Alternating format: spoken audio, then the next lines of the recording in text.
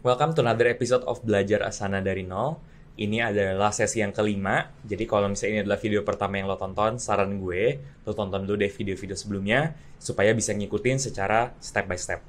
Di video ini, gue akan bahas secara spesifik tentang sebuah section yang namanya kustomisasi atau customize yang ada di Asana Project, yang bakal bisa ngebantu lo buat bisa meningkatkan experience dalam menggunakan Asana. Yuk, kita bahas aja. Oke, jadi di kanan atas ini ada sebuah tombol namanya sesuaikan, atau bahasa Inggrisnya adalah customize. Jadi di sini kita bisa langsung klik. Nah, di sini kita bisa membagi, ada beberapa fitur yang keren. Menurut gue yang pertama adalah namanya bidang, atau bahasa Inggrisnya adalah custom field. Ya, di sini kita bisa tampilkan 4 bidang lagi, dan kita bisa mengedit. Kira-kira kita pengen nambahin apa aja.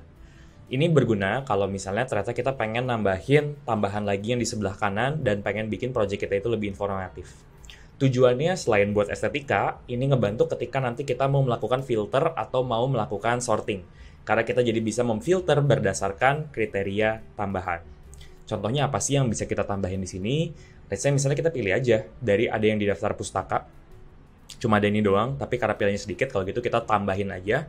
Misalnya di sini yang bisa kita tambahin adalah, let's say adalah budget. Tuh, jadi di sini bisa kita ganti, ya. Jangan deh, jangan. Oh, ini kita bisa ganti jenis bidang. Kita bisa ganti jadinya angka. Tuh, di sini kita jadi bisa buat bidang baru. Tuh. Atau kalau kita mau nambahin bidang custom yang baru lagi, kita bisa nambahin, let's say, misalnya adalah tingkat kesulitan. Di sini kita bisa pilih apakah sulit, medium, atau misalnya rendah. Nah, bisa. Kita tulis di sini. Bisa kita tambahin ke pustaka sehingga kita bisa pakai lagi untuk selanjutnya gitu. Dan bisa kita langsung buat bidang. Tuh. Jadi di sini bisa kita masukin sulit, medium, susah, misalnya sulit.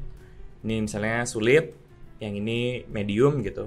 Nah, nanti kita jadi bisa ngebagi berdasarkan ini. Tuh. Tapi karena dia kebagi section, akhirnya nggak terlalu kelihatan juga gitu. Padahal sebenarnya kalau mau bisa kita filter. Misalnya kita filter custom.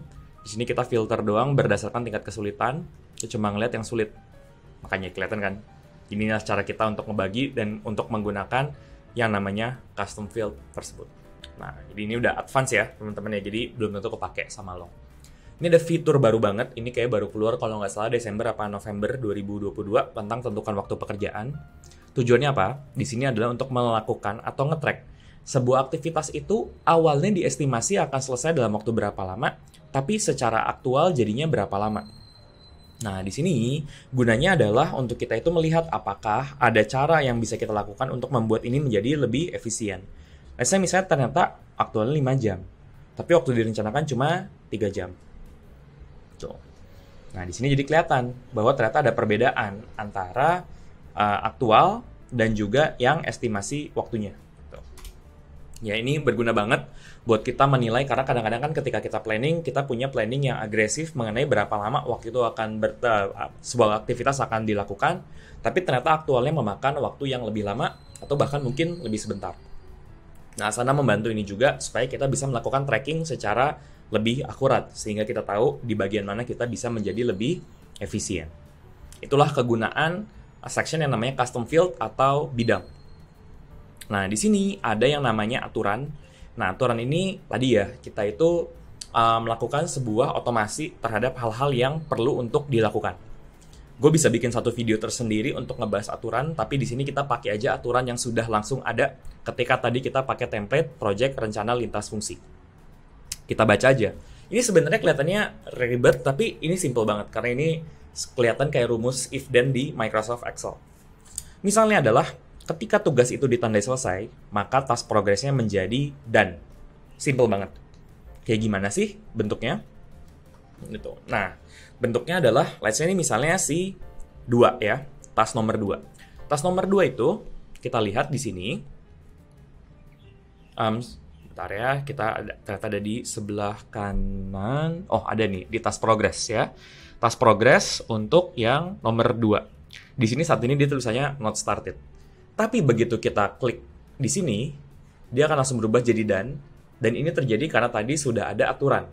Nah, karena dia otomatis ketika task itu diselesaikan, maka dia itu akan langsung berpindah menjadi done. Sebenarnya tadi ada aturan yang lain, yaitu adalah ketika task progress itu sudah selesai, maka dia akan pindah ke sebuah section yang namanya selesaikan tugas. Tapi karena di sini tidak ada section yang namanya selesaikan tugas, makanya dia tidak bisa dipindahkan. Makanya coba kita bikin sebuah section baru yang namanya selesaikan tugas. Nah, kita coba ya apakah ini akan bisa atau tidak. Tuh, karena gue juga baru terhadap ini, misalnya adalah memberikan laporan. Karena kita mark sebagai done, terus seharusnya task progress-nya itu akan berubah gitu. Dan dia seharusnya akan bergeser ke selesaikan tugas. Nah, tapi ternyata tidak. Kenapa? Karena selesaikan tugas ini beda dengan apa yang sudah di-set sebelumnya. Makanya, mendingan kita atur lagi nih. Tuh, di sini kita ganti ya. Di sini kita pilih tindakan. Pilih tindakannya adalah, let's say, kita pindahkan ke bagian penutupan. Nih, sekarang kita coba nih. Misalnya di sini kita tulis bahwa melakukan presentasi. Nah, karena tadi rule-nya udah kita update, ketika dia selesai, dia akan done di sini. Dan ketika dia done, dia akan bergeser ke penutupan. Karena tadi sudah kita atur, tuh kan, melakukan presentasi. Karena kita sudah melakukan otomatisasi. Nah, jadi kalau tertarik, gue bisa bahas secara lebih lanjut ya. Berikutnya adalah aplikasi. Di sini tujuannya adalah kalau kita mau melakukan integrasi terhadap fitur-fitur yang ada di sini gitu. Nah, jadi lo boleh tulis di bawah kira-kira lo pengen gue bikin video integrasi dengan aplikasi apa gitu. Karena nanti mungkin gue bisa bikin videonya, tapi ini mungkin waktunya nggak sempet kalau misalnya gue bikin di video ini karena integrasi ini akan membutuhkan beberapa proses karena perlu ada autentifikasi dulu dengan si aplikasi yang bersangkutan. Jadi mendingan gue bahas di waktu terpisah aja. Tapi tujuannya dengan ada integrasi ini adalah supaya alat tools-tools ini saling terhubung antara satu tools dengan tools yang lainnya. Let's say misalnya integrasi sama Slack. Lo jadi bisa untuk ngebuka tas Asana di dalam Slack dan mengirimkan notifikasi ke dalam Slack.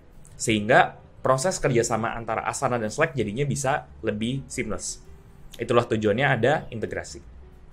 Nah, mungkin di sini yang bisa gue bahas berikutnya adalah formulir. Karena menurut gue formulir itu sangat-sangat powerful.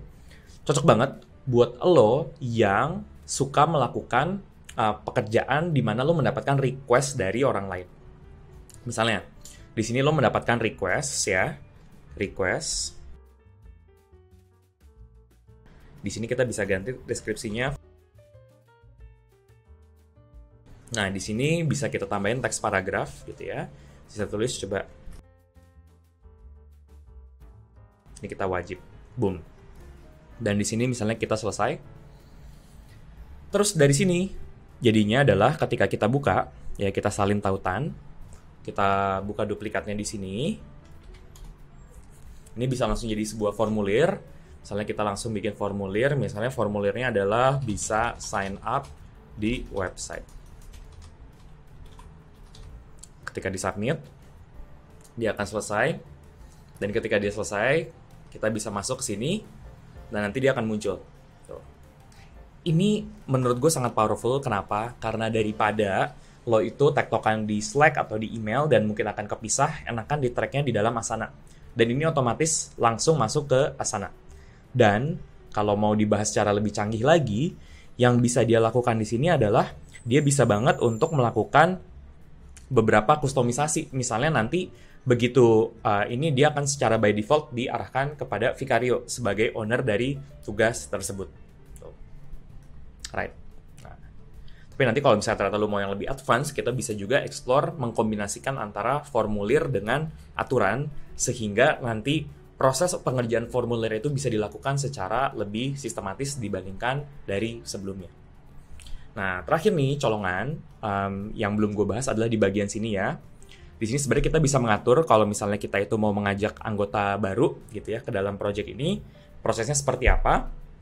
Misalnya tadi gue pengen mengundang si Vicario Gmail ke dalam sini, gue bisa ngatur dia itu dia bisa ngedit apa dia cuma bisa berkomentar. Kenapa kadang-kadang kita kasih komentar only access supaya orang lain itu tidak banyak mengubah-ubah project kita. Karena bayangin kalau misalnya lo punya sebuah project dan di dalam project itu isinya ada 50 orang dan 50 orang bisa gonta-ganti, nanti lo sebagai project manager atau owner dari project ini jadi bingung sendiri. Jadi biasanya by default gue sering dapat mengedit, tapi biasanya gue nggak ngundang terlalu banyak orang. Tapi let's say misalnya kita pilih yang dapat mengedit, dikirimkan ke sini, tuh. Nah, di sini kita jadi lihat bahwa anggotanya nggak cuma ada gue, si Vicario yang pakai email Follow Your Flow, tapi juga ada vicariorenaldo@gmail.com. Kita juga bisa mengelola pemberitahuan ya, kalau kita ingat lagi, supaya kita nggak spammy gitu, kita bisa atur di sini supaya nggak kebanyakan notifikasinya. Dan juga di sini kita bisa membuat project ini menjadi private. Sekali lagi, merevisit konsep yang kita bahas di tutorial yang nomor 1, ketika kita bikin ini private, orang lain selain 2 orang ini tidak akan punya akses ke dalam project ini. Sehingga cocok banget buat lo yang cuma punya satu workspace tapi pengen kerja sama banyak orang, tapi lo merasa bahwa ini konfidensial dan sebaiknya tidak diketahui sama banyak orang. Tinggal di set private aja dan tidak akan ada orang lain yang tahu tentang keberadaan project ini. Itu dia pembahasan tentang fitur sesuaikan yang ada di dalam project, ngebantu lo banget untuk bisa lebih efektif lagi dalam menggunakan Asana project lo. Personally gue suka banget pakai form dan hopefully itu juga akan berguna buat lo. Terakhir, gue akan bahas tentang fitur-fitur kunci yang sebenarnya cuma ada di Asana Business, tapi bisa lo explore karena lo dapat free trial Asana Business ketika lo sign up, yaitu pelaporan, portfolio, dan goal di episode selanjutnya. See you next time.